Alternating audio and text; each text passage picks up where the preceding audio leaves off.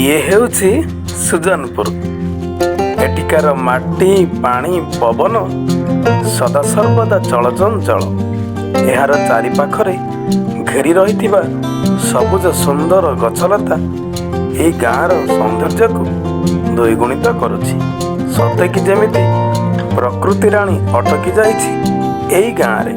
ଆଉ ହଁ, ଏଠିକାର ଅଧିବାସୀ ଅତ୍ୟନ୍ତ ସରଳ ଏବଂ କର୍ମବିଶ୍ୱାସୀ।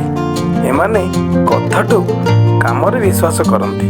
ତୁଳସୀ ଦୁଇ ପତ୍ରରୁ ବାସିଲା ପରି ଏଠିକାର ପିଲାଠାରୁ ବୁଢ଼ା ଯାଏଁ ସଭିଏଁ ନିଜ ନିଜର କର୍ମକ୍ଷେତ୍ରରେ ବ୍ୟସ୍ତ ରୁହନ୍ତି, ବିଶେଷ କରି ଏହି କାହାଣୀର ନାୟକମାନେ। ତେବେ ଚାଲନ୍ତୁ ଥରେ ନଜର ପକାଇବା ସେମାନଙ୍କ ଉପରେ।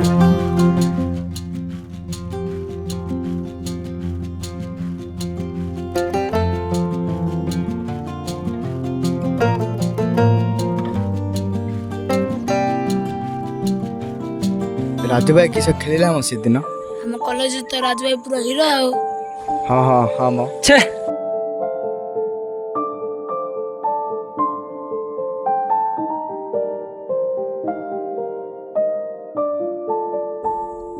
ଜାଣିଲୁ ଆଲୋକ ଦଣ୍ଡ, ଆମ ଷ୍ଟୋରିଟା ଏଥର ପୁରା ଫ୍ଲପ୍। ସମସ୍ତଙ୍କ ମୁହଁରେ ସେ ଗୋଟିଏ ନା, ରାଜୁ ରାଜୁ ରାଜୁ। ଆରେ ତା ଷ୍ଟୋରି କ'ଣ ଏଣ୍ଡ ହବନି? ନା ମ, ଆମକୁ କିଛି ଗୋଟେ କରିବାକୁ ପଡ଼ିବ, ଯେମିତି ତା ଷ୍ଟୋରି ଦି ଏଣ୍ଡ ହବ ଆଉ ଆମ ଷ୍ଟୋରି ବ୍ଲକବାଷ୍ଟର ହବ। ହେଲେ କେମିତି? ଆରେ ଅଛି ରେ, ଆଇଡିଆ ଅଛି। ଏ ଦଣ୍ଡ ଥାଉ ଥାଉ ତମେ ଟେନସନ କାହିଁକି ନଉଛ? ଆସ। ଆପଣମାନେ ଭାବୁଥିବେ ଦେ ରାଜୁ କିଏ ଏବଂ ରାଜୁ ସହ ଏମାନଙ୍କର ଶତ୍ରୁତା କାହିଁକି? ତେବେ ଚାଲନ୍ତୁ ଜାଣିନେବା ବିଷୟଟି। ସ୍କୁଲରେ ବାର୍ଷିକ ଉତ୍ସବ ପାଇଁ କବାଡ଼ି ଖେଳ ଆୟୋଜିତ ହୋଇଥାଏ ଏବଂ ସେଥିରେ ସ୍କୁଲର ସମସ୍ତ ପିଲା ଅଂଶଗ୍ରହଣ କରିଥିଲେ। ସମସ୍ତେ ଦୁଇଟି ଦଳରେ ବିଭକ୍ତ ହୋଇଗଲେ ଏବଂ ଗୋଟିଏ ଦଳର କ୍ୟାପ୍ଟେନ୍ ହେଉଛି ରାଜୁ ଓ ଅନ୍ୟ ଦଳର କ୍ୟାପ୍ଟେନ୍ ହେଉଛି ଆଲୋକ।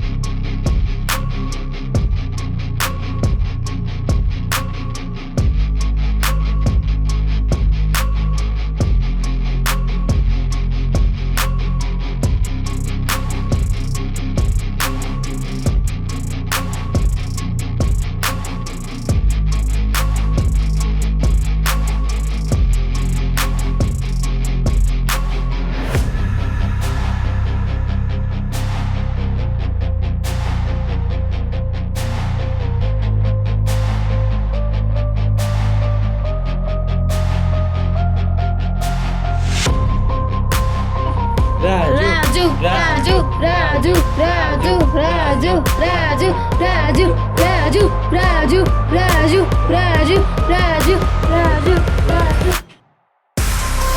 Raju, Raju, Raju, Raju, Raju, Raju, Raju, Raju, Raju, Raju, Raju, Raju, Raju, Raju.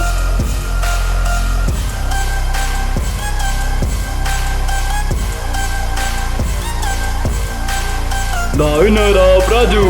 Raju, Raju, Raju, Raju, Raju, Raju, Raju, Raju, Raju, Raju. ଏହା ଥିଲା ଫ୍ଲାଶ ବ୍ୟାକ୍ ଷ୍ଟୋରି। ଚାଲନ୍ତୁ ଆଗକୁ ବଢିବା।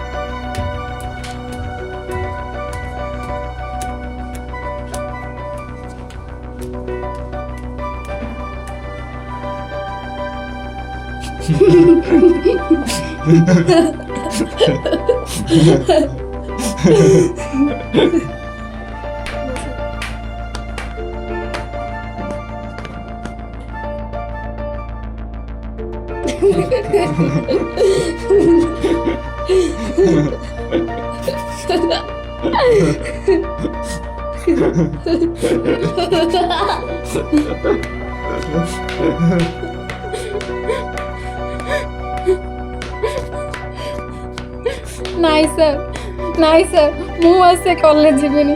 ନାଇଁ ସାର୍। ଓ ଆସିଲୁ ଆସିଲୁ, କିଏ କ'ଣ କହିଲା ତୋତେ?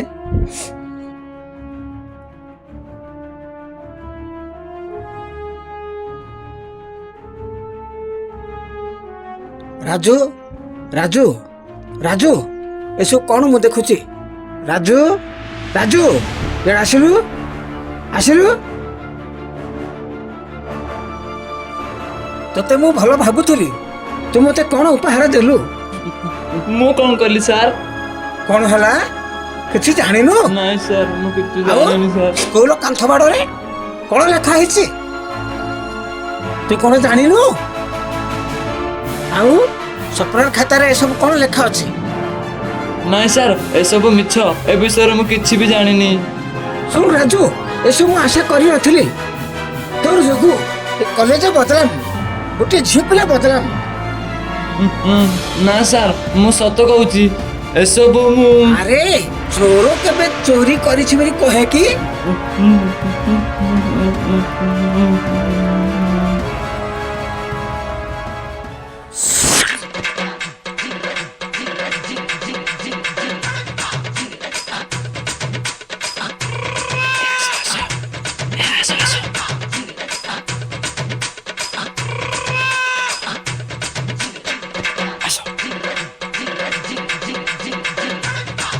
ଦେଖ এইটা হচ্ছে স্বপ্নার সাইকেল, এইটা হচ্ছে লভ লেটর। লেটর লেখিলে আমি কিলা খଞ୍ଜିବା ରାଜୁ ଆଡ଼େ। ଆରେ ଦଣ୍ଡ, ଏତେ ପଇସା ଖର୍ଚ୍ଚ କରି କାଣି ଦଉଛୁ କିରେ? ସ୍ୱପ୍ନା ଜାଣିଦବ ରାଜୁ ପାଖରେ ଏତେ ପଇସା ନାହିଁ, ଏତେ ଯାତ୍ରା କର ନା, ଏଇଟା ରଖେ। ଆଉ ଆରେ ସ୍ୱପ୍ନା ବୋଧେ ଆସିଲାଣି, ଆସ ଆସ ଆସ ଆସ ଆସ।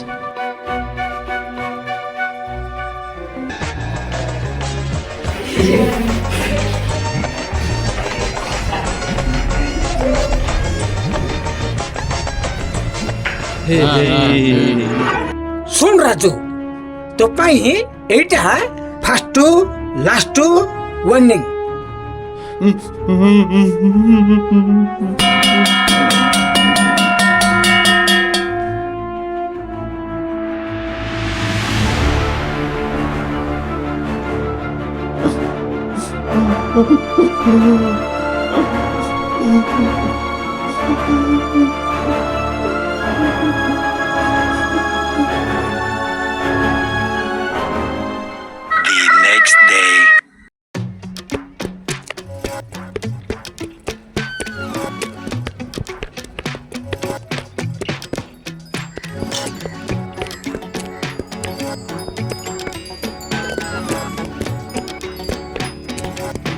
ବୁଝିଲୁ ଦଣ୍ଡ, ତ ଆଇଡ଼ିଆ ପୁରା ସୁପର ଏମାଜିନ୍, ପୁରା ଫାଣ୍ଟାଷ୍ଟିକ୍, ପୁରା ମଜା ଆୟା ରେ।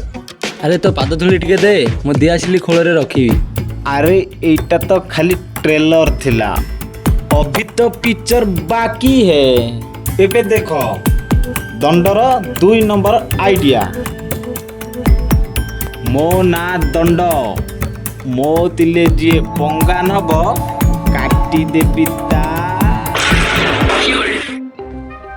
ଆରେ ସେ ସାଉଣ୍ଡ ହେଲା କପଟେ, ବୋଧେ ଏଇପଟେ ହେଲା।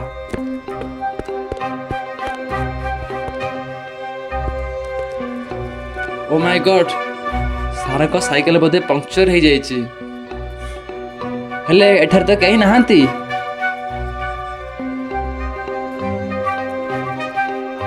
ସାର୍ ଦେଖନ୍ତୁ, ସାର୍ ଦେଖନ୍ତୁ। କ'ଣ କରୁଛୁ କିରେ ସେ ସେଠି?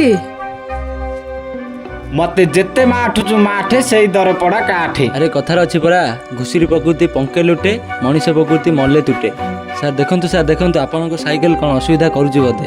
ଏ କ'ଣ କରୁଛୁ? ଚାଲିଲ ଦେଖିବା, କ'ଣ କରୁଛୁ ସେ ସେଠି?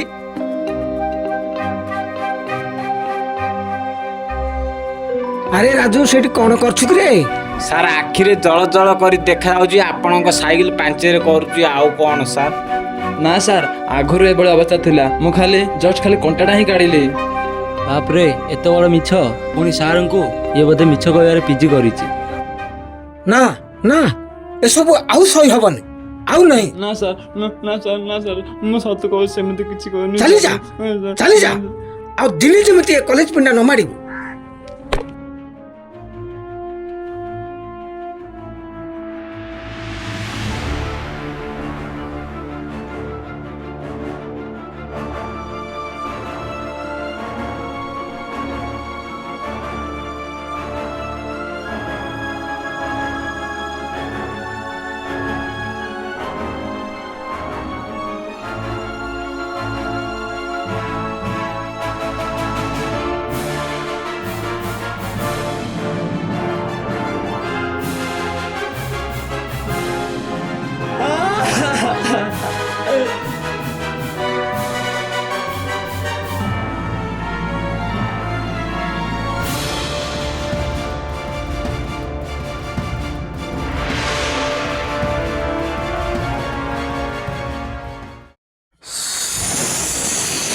ବର୍ତ୍ତମାନ ଆଲୋକ ଓ ମୁକେଶ ମିଶିକି ଡ୍ରଗ୍ସ ବ୍ୟବହାର କରୁଛନ୍ତି।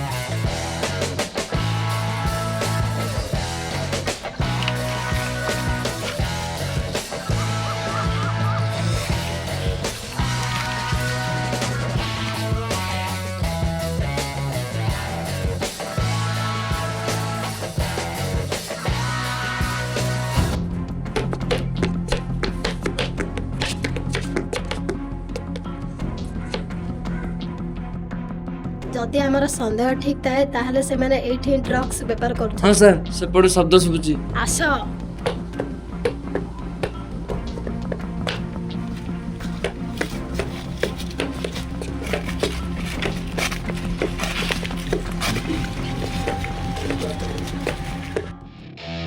हाँ पुलिस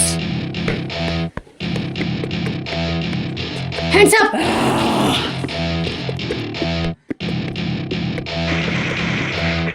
Shit!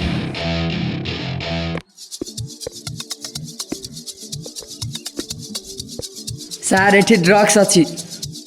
ସବୁ ମାଲ ଉଠେଇ ଆଣ।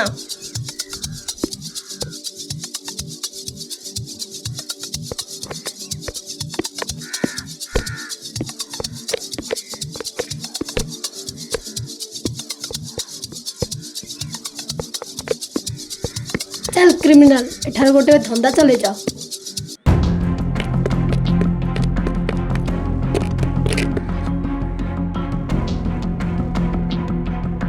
मुकेश भाई ଆପଣଙ୍କର କଲ୍ ଆସିଛି। ହଁ ହ୍ୟାଲୋ କହ। ହ୍ୟାଲୋ ମୁକେଶ ଭାଇ, ପୋଲିସ ଆମର ସବୁ ମାଲ ଉଠେଇ ନେଇଗଲା। ହ୍ୱାଟ୍?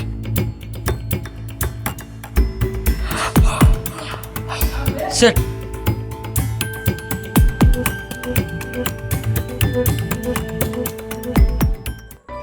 ଆଜ୍ଞା ଜୁହାର। ଜୁହାର ଜୁହାର। ଏପଟ କାମଟା ଏତିକି ଚାଲିଛି ଆଉ ଏପଟ କାମଟା ଅଲରେଡ଼ି କମ୍ପ୍ଲିଟ୍ ହେଇଗଲାଣି।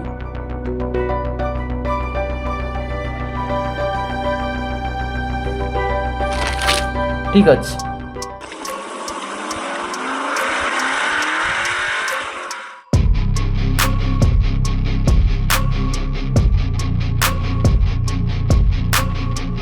ଏମଏଲଏ ତୁ ବୋଧେ ଜାଣିନୁ ଆମେ କିଏ। ଯେତେ ଶୀଘ୍ର ପାରିବୁ ଆମର ସବୁତକ ମାଲ वापस କର, ନହେଲେ ନହେଲେ ନହେଲେ କ'ଣ କରିବୁ? ଆରେ ରାଜୁ ତୁ ତୁ ଏଠି କେମିତି? ସେଦିନ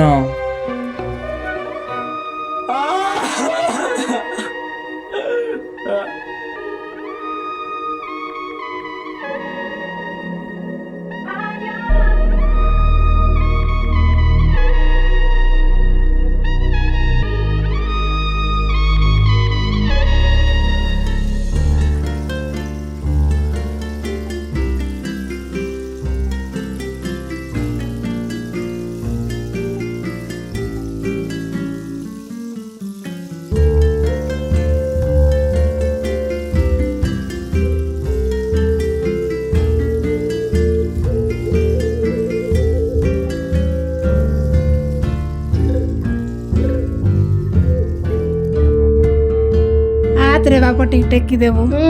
ମୋର କିଛି କାମ ନାହିଁ ତ ତୁ ଠେକି ଦେଇ। ବୋଧେ ତାଙ୍କୁ କିଛି ସାହାଯ୍ୟର ଆବଶ୍ୟକତା ଅଛି।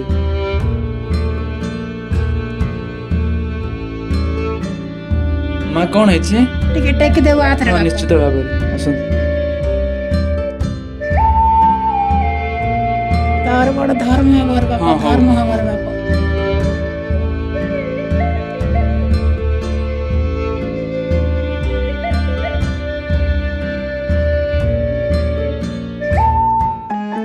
ବାସ୍ ସେଇ ଦିନଠୁ ବୁଝିଗଲି ଯେ ଦୁନିଆରେ କେବଳ ଏଇ ଗୋଟିଏ କାମ ଅଛି ଯେଉଁଥିରେ କି ଅନ୍ୟମାନଙ୍କୁ ଖୁସି କରିବା ସହିତ ନିଜକୁ ବି କିଛି ଖୁସି ମିଳିଥାଏ। ଏମିତି କିଛି ଦିନ ପରେ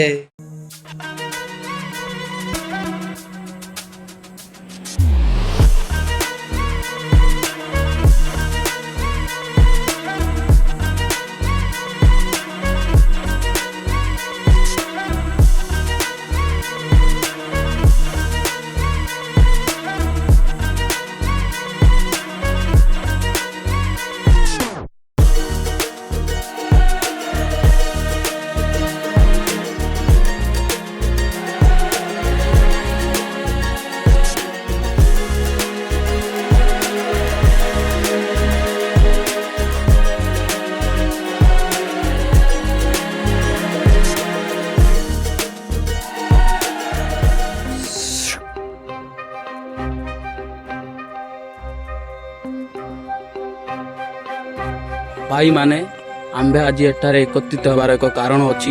ଆଗକୁ ଆସୁଛି ଇଲେକ୍ସନ୍।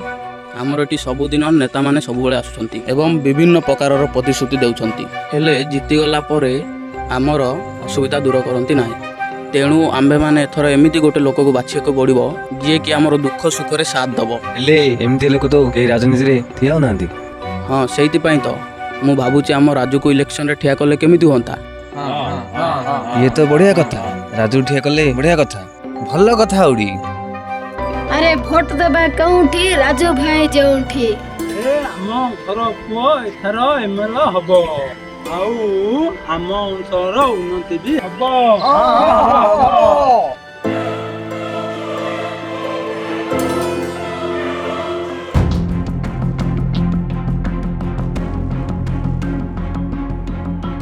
ଏହାପରେ ଅତି ସୁରୁଖୁରୁରେ ମତଦାନ ଆରମ୍ଭ ହୋଇଥିଲା।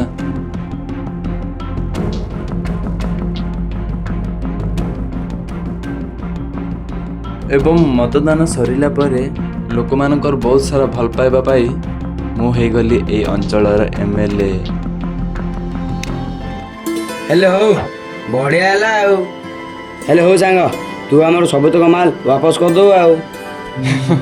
ଆରେ ତମମାନେ ଭାବୁଛ ଏଠାରେ ମୁଁ ଠିଆ ହେଇଛି? ନା, ବାସ୍ତବରେ ତାହା ଠିକ୍ ନୁହଁ।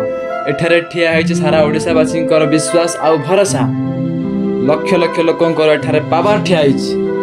ଆଉ ତମମାନେ କହୁଛ ମୁଁ ସେମାନଙ୍କୁ ଧୋକା ଦେଇଦେବି? ଭଲରେ ଭଲରେ କହୁଛି, ଆମର ସବୁ ମାଲ ବାପସ କର, ନହେଲେ ସିଧା ଉଡ଼େଇଦେବି। ଆରେ ମୁଁ ଜାଣିଥିଲି ରେ, ତମମାନେ ଟିକେ ବି ବଦଳି ନଥିବ।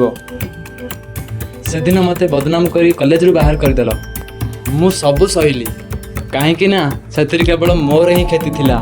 କିନ୍ତୁ ତମେମାନେ ଆଜି ଯେଉଁ ଗଞ୍ଜେଇ, ସିଗାରେଟ୍, ବିଡ଼ି ଏବଂ ମଦ ଆଉ ଡ୍ରଗ୍ସ ବେପାର କରୁଛ, ସେଇଥିରେ ଲକ୍ଷ ଲକ୍ଷ ଲୋକଙ୍କର ଜୀବନ ହାନି ହେଉଛି। ଆଉ ତମମାନେ କହୁଛ ମୁଁ ତୁମକୁ ସହଜରେ କ୍ଷମା କରିଦେବି? ହଁ, ଟଙ୍କା ଇନକମ୍ କରିବା ଭୁଲ କଥା ନୁହଁ, କିନ୍ତୁ ତମେମାନେ ଯେଉଁ ତରିକାରେ ଟଙ୍କା ଇନକମ୍ କରିଛ ତାହା ଥିଲା ଭୁଲ। ଆଉ ସେଦିନ ଏଇଟା ସାରଙ୍କର ସାଇକେଲ, ଲୁହା କଣ୍ଟା ବାଡ଼େଇବା ଆମେ, କିଳା ଖଞ୍ଜିବା ରାଜୁ ଆଡ଼େ। ହଁ ହଁ ହଁ, ଏ ରାଜୁ ଆସିଲା, ରାଜୁ ଆସିଲା, ରାଜୁ ଆସିଲା। ଏ ଚାଲ ଚାଲ ଚାଲ ଚାଲ।